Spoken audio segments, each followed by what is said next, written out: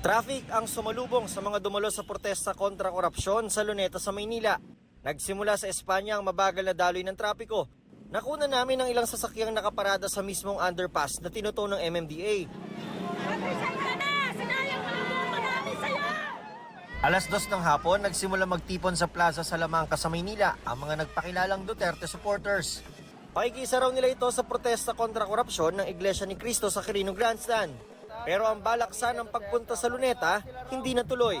Trinay po namin na gumawa ng liham para po magpaalam sa ating mga kapatid sa iglesia.